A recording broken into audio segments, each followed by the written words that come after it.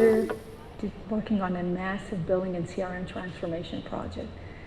And to me, the time that has passed represents a transition from focusing on internal processes, operational excellence, into empowering end users, customers. And this is what I'm going to be speaking about today. So today I'm representing LogMeIn, which is about digital engagement. LogMeIn is one of the 10 largest SaaS companies that you may never heard of yet. However, we serve 200 million users on a daily basis, and you've probably come across some of our products. For instance, GoToWebinar, where we enable our customers to meet their customers or their prospects, GoToMeeting for sales meetings or other meetings. On the IT front, technical issues, addressing those, resolving those with Rescue, GoToAssist. And then we have the Bolt 360, which will be the focus of our discussion today, which is a platform that enables self-service through, for instance, bots, as well as human assistance through live agents and other channels.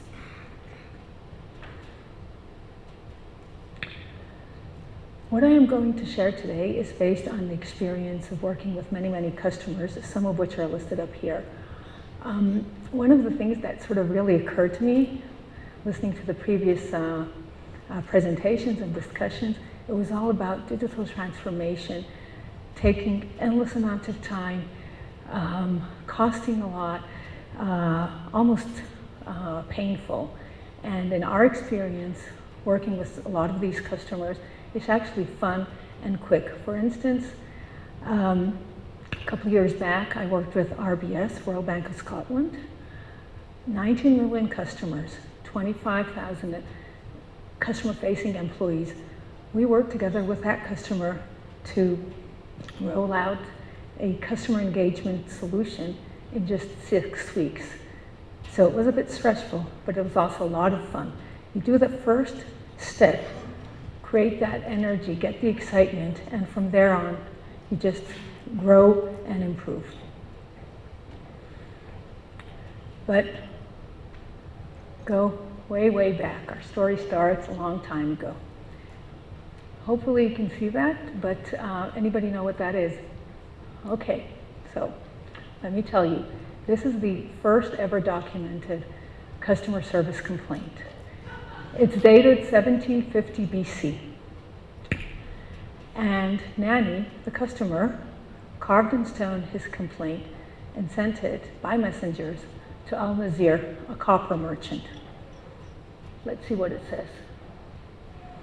You did not do what you promised me. What do you take me for that you treat somebody like me with such contempt? You alone treat my messenger with contempt. It is now up to you to restore my money to me in full. I shall exercise against you my right of rejection because you have treated me with contempt.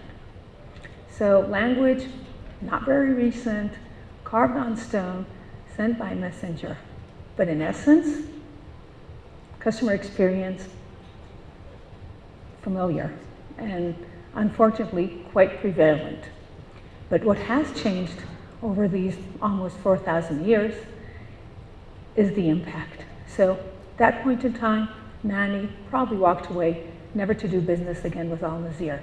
Maybe spread the word around. But today, with social, impact is much, much broader. And thinking of this, it reminded me of a case a couple of years back related to British Airways. Suet Said, a passenger, lost his luggage, was very frustrated with how British Airways handled this issue. So not only did he turn to them, he actually went about, invested over $1,000 to tweet over and over again his experience.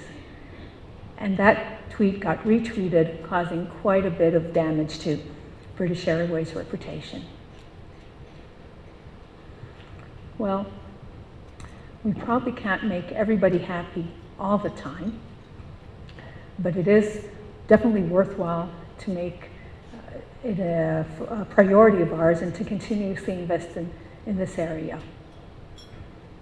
On the positive side, it has been found that these positive experiences are actually much more valuable than even great advertising. But it's also very, very fragile. And given a single bad experience, 1 out of 3 customers may actually walk away. Well, good news, now we have technology. Not like Al-Nazir had 4,000 years ago. But if we keep that customer negative attitude to customer experience and just throw technology at the problem, probably not going to have better results. Let's imagine what would have happened if Al-Nazir would have kept his attitude, but was operating nowadays, implementing great technology. So we have our Copper Kingdom assistant, and Nanny walks in, having an issue with the delivery, asking about a return. Not surprisingly, this Copper bot does not understand Nanny's request, asks him to rephrase. Nanny, quite frustrated, even though he was expecting to be served, rephrases his issue and conveys his expectation to receive premium quality. Premium quality? The bot gets that. It's a sales opportunity. We have great products with high quality. What do you want, copper or bronze? Well, definitely not the direction or not the service Nanny was expecting. So he's trying to get around that bot, get to some human to assist, some agent, a customer service representative. But it's being blocked, no one around to help him out. So bottom line, although a lot of time has passed, probably Al-Nazir would have lost this customer, even though using and implementing technology. So what does good look like? How can we take the technology but couple it with a customer-centric approach and deliver results? Let's take the same case and see what would happen if we would bring together bots and humans and create the synergies between them. So as Nanny is walking into the site, our Copper bot actually is already aware that this is a customer has recently received his delivery. Possibly, as often happens, it's about returns. So he's approaching Nanny with that assumption, and Nanny, yes, picks it up. This is the issue. He wants to return. So very quickly, the Copper bot is able to guide him what needs to be done in order to return the delivery. Yet, Nanny is so frustrated, that is not enough, and he asks for a refund. At this point, the Copper bot is sensitive enough to understand that this customer is at risk, and possibly it is better that a human takes over at this point and tries to resolve the situation and save the customer. So the interaction or the engagement is handed over to Chris, Customer Success Manager. And Chris apologizes and actually manages to take that moment of truth and turn it around, find a resolution that works best for Nanny as well as to the business, and retain the customer, win-win for both. What we've just seen is a concept of harmony, which we have rolled out early last year. It's comprised of 3 key elements to it: enablement of self-service, seamless transition, and empowering the contact center employees.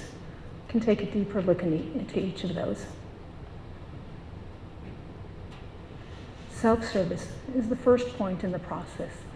We have an opportunity to deal with 50 to 60% of customers' inquiries and requests. Either they're about generic questions or very simple repetitive tasks or requests for personal information, like where's my order? So once this is dealt with by the bot, then customers are very happy because bot can handle that much quicker than trying to find human assistance for that and waiting and queuing up to get that support. Second, it can be a very engaging experience. And third, it frees the contact center staff to deal with things that really need human expertise and capabilities. Okay, so what about the remaining 40%? How do we deal with that seamless transition? First of all, the bot is there always screening, seeing what's going on, and identifying which are the engagements that need to be handed over. It could be that the customer insists. That's easy to track. But what about the issue at hand? Maybe it's a customer at risk, like we've seen earlier. Maybe it's a huge sales opportunity, and there are some things that humans still do better than bots. And maybe it is a complex issue that the bot is still not trained to do, or maybe there's no ROI in investing in that very specific and complex process. Okay, so first piece, understand what needs to be transferred on. Second piece, which is the right channel? There's a variety of options: live chat, messaging platforms, email, phone. And then there are many strategies that can be deployed. It could be concept of convenience. I will offer my customers all the options and they select what fits them best. Or it could be taking the decision to, per specific topic, offering the best channel. Some things need to be handled on the spot. Others could be